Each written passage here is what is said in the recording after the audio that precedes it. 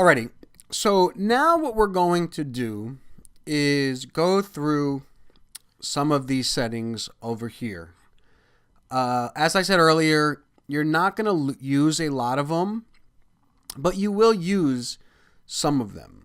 So let's talk first about this B. This stands for bold.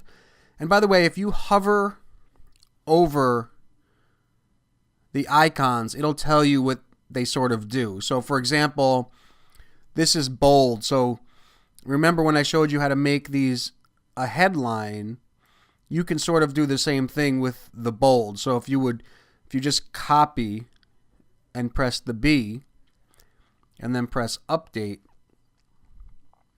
you'll notice if we refresh that this is bold.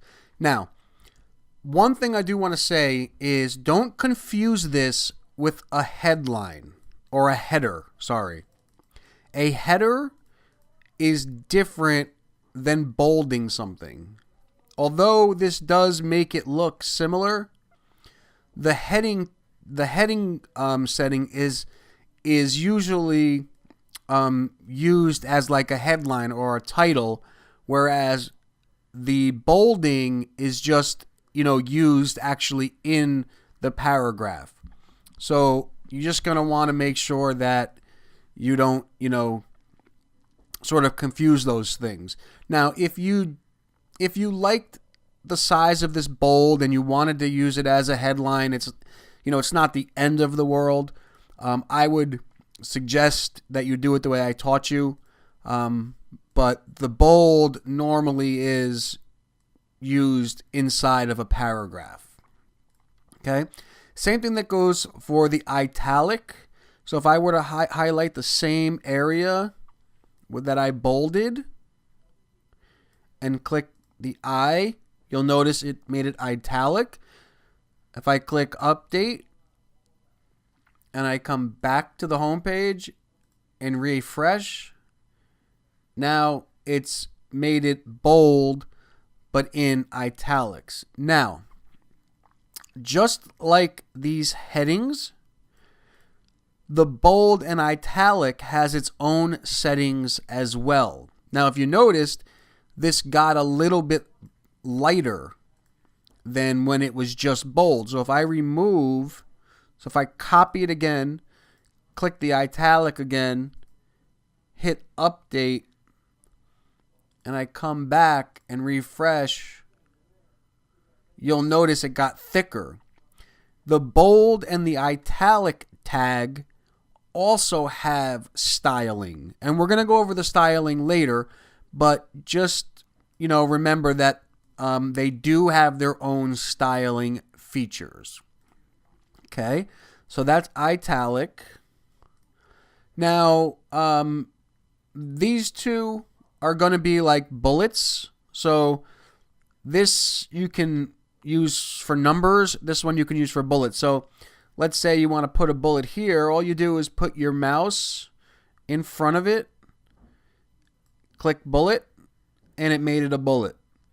If you want to make it a number, you just click next to it and click number. This is very similar to Microsoft Word or other type of word processing softwares. It sort of works the same way.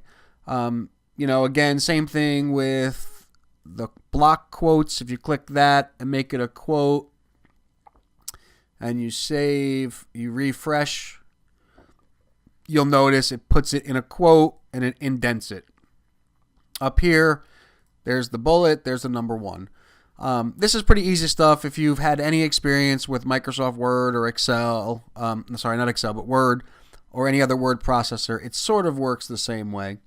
Same thing with the color. If I copy that, click this drop down, I can make this any color I want.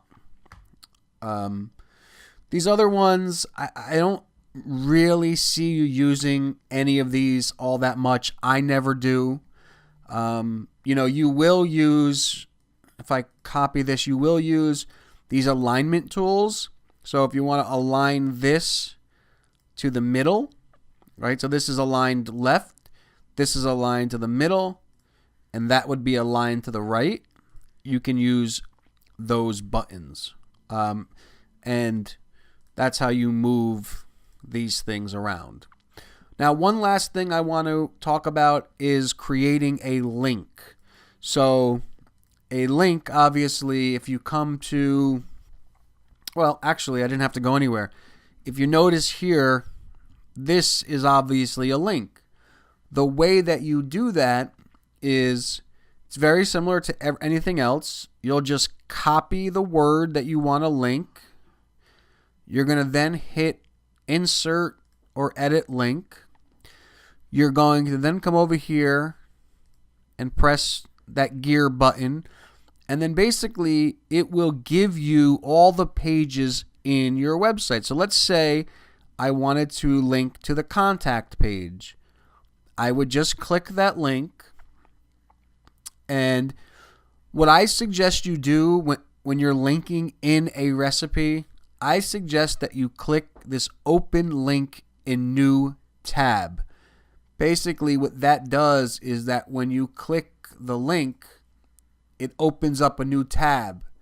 The reason why you want to do that is so that if somebody's reading your recipe and they click the link, you don't want the page to open up here and take them away from the spot they were reading. If you have it open up in a new tab, they can go back and continue reading. And the way that you accomplish that is just by clicking this, open link in new tab, click add link, and now you'll notice it turned blue. That means there's a link there. Click update,